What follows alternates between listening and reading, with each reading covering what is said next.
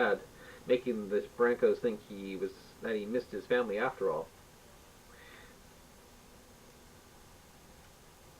Several months later, Nayla proposed marriage to Shirley when he invited her out to his place across the street. Shirley was about to put a spoon of food in her mouth when he asked her to marry him. Shirley's eyes widened. "What, you want to marry me?" she asked. "Yes," he said excitedly. "Yes." Shirley didn't have the heart to break the news to him, but she was seeing another guy at school. Nayla started laughing and asked, "How old is he?" 26, a senior. Nayla started laughing more. 26. Shirley, if you marry him, you'll be a child napper. But he's nearly twice my age. Nayla had a concerned look on his face and said, "Shirley, he's twice your age, but you look twice his age. You know what I mean."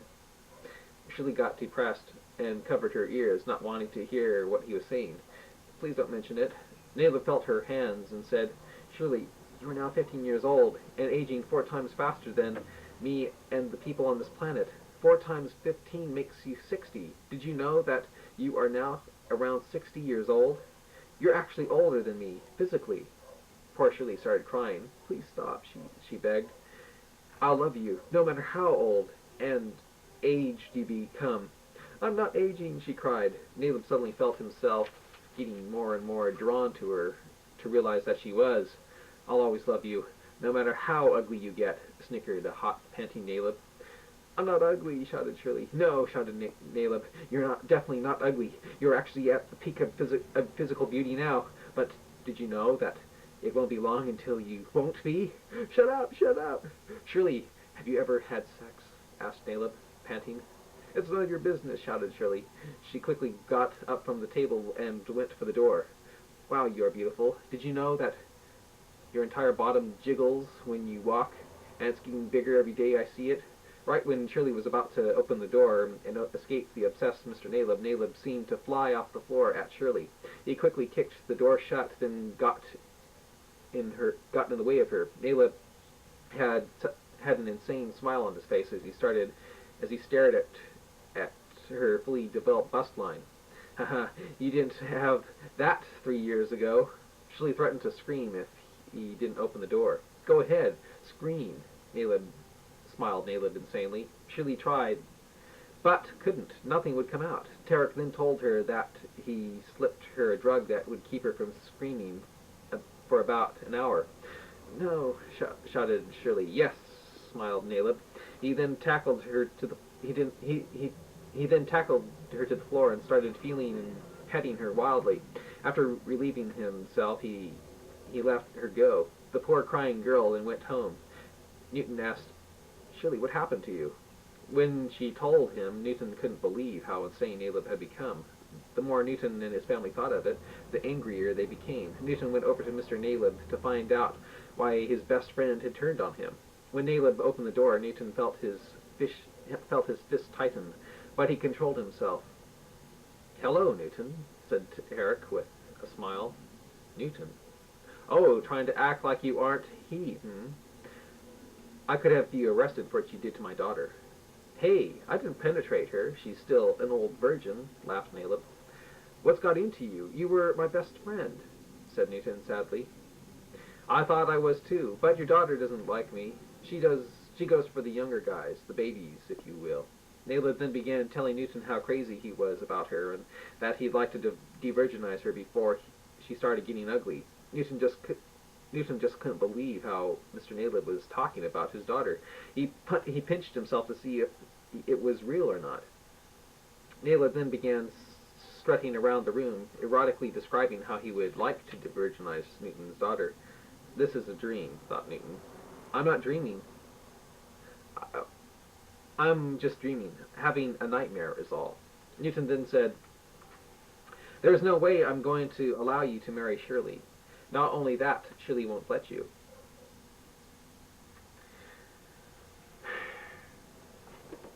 "Not only that, but Shirley won't let you. And you will never be able to de-virginize her." "Who said anything about marriage?" laughed Tarek excitedly. "I don't want to marry some girl who's going to look like my mother in 5 years, my grandmother in 15. I'm going to have sex with her tomorrow, right here, behind that door in my bedroom. Newton laughed and said, "Hey, is this some sort of Sardonian wedding ceremony where the bridegroom tries to infuriate the bride's dad?" Mr. Naylor told Newton that they didn't have a custom like that. Oh? Newton then pulled his fist back and was just about to hit Naleb in the jaw with his might when Naleb said, "Go ahead, Newton."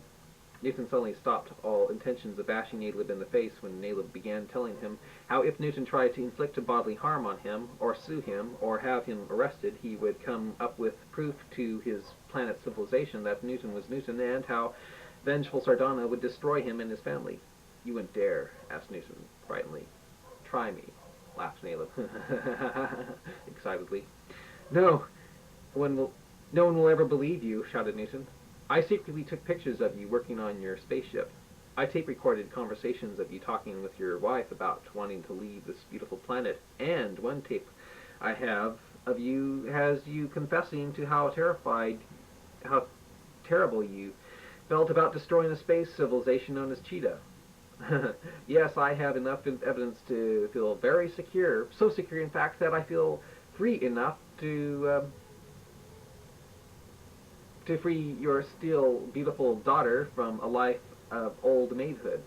Tomorrow she's going to have great pleasure, like me, as I make her a full-fledged woman, and there is nothing you can do to stop me."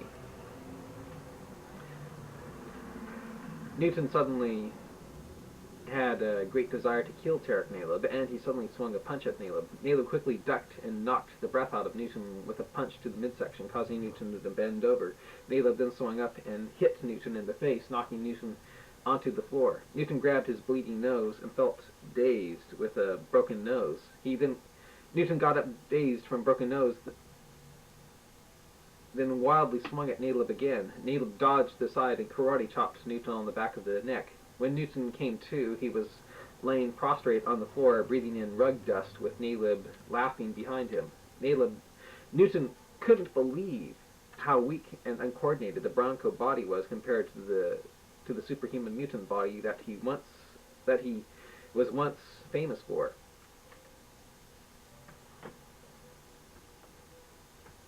Naleb grabbed Newton by his thinning hair, pulled him up off the ground, and said, "Something tells me that the only way you'll be able to beat me is if you kill me."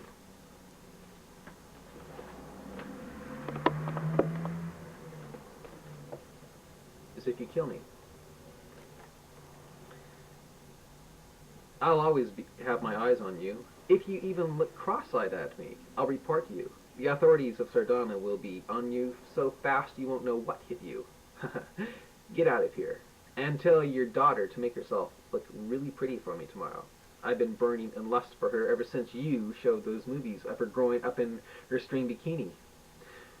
As the humiliated Newton left the door, Naleb patted Newton on his little bald spot he was developing on the back of his head and kicked Newton in the rear.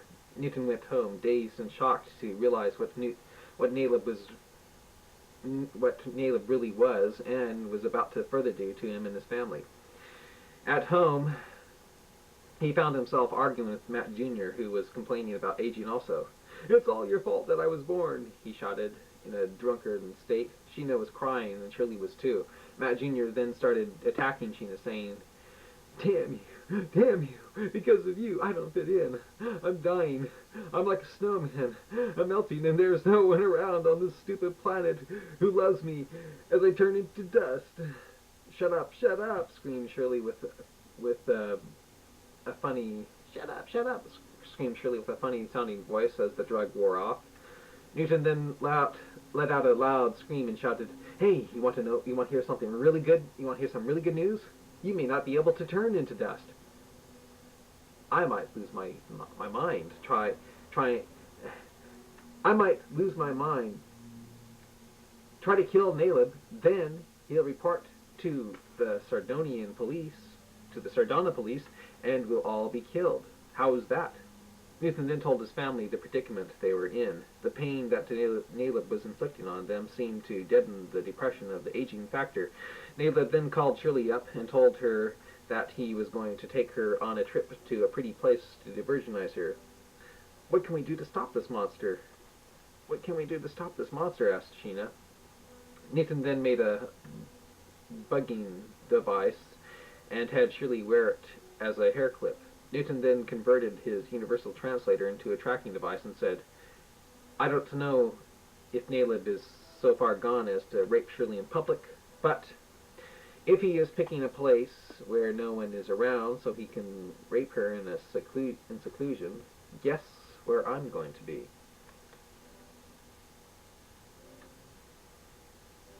"Are you going to kill him?" asked Sheena frightenedly. "I'm going to try." "How?" asked Matt Jr. "I'm going to fight him." "What?" shouted Sheena. "But he just beat the tar out of you a few hours ago." "Newton, you can't possibly beat him." "He just caught me off guard is all. I was trying to fight him with the same amount of ease that I use with my mutant body. Believe me, he won't be lucky next time." "Take a knife at least," said Matt again. "No, that's too barbaric. Besides, if I put up a good fight, and he sees how much I love Shirley, maybe he'll change his mind." "Don't count on it," said Matt Jr. The next morning, Naleb came to the Broncos' door with an excited smile. He rubbed his hands together like a big fly, and then kicked down the door. Instead of knocking, he kicked down the door. He then had Sheena make him breakfast and had Newton eat some of it to see if it was poisoned. As Shirley walked by, he would feel her and pat her. "Why are you acting like this?" asked a bewildered Sheena.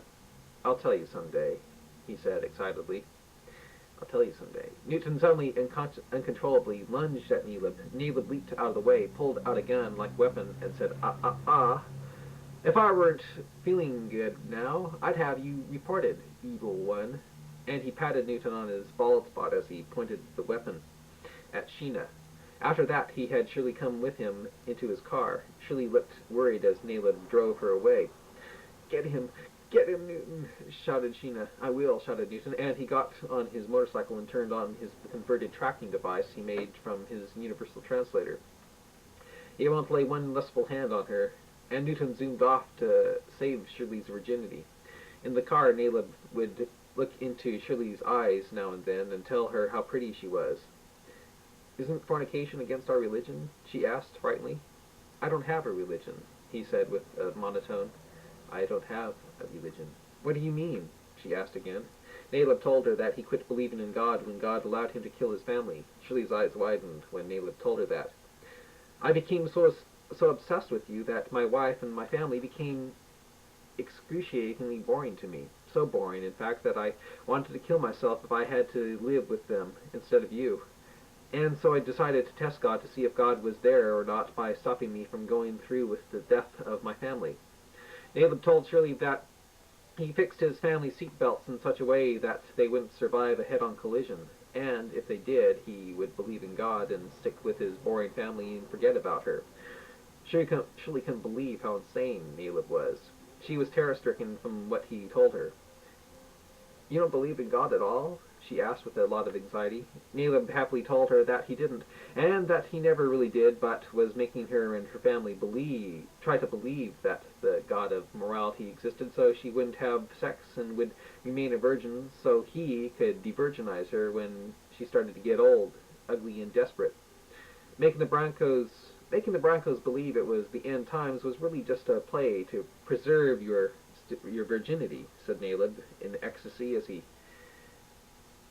Making the Broncos believe it was the end times was really just a ploy to preserve your virginity, said Naleb in ecstasy as he felt her plump, curvy thigh. Shirley began to cry to realize that there was no Prince of Love who would soon descend from heaven and bring love, health, and rejuvenation into the world. "There's no God?" she asked, choking on tears. Naleb snickered excitedly and said, "There's no nothing, just me. I control our destinies." Naleb then began telling Shirley how stupid, insane, and vain he thought she and her family were to want to be good for nothing with such short lives that they had. Hearing that caused Shirley to cry uncontrollably. I'll get that.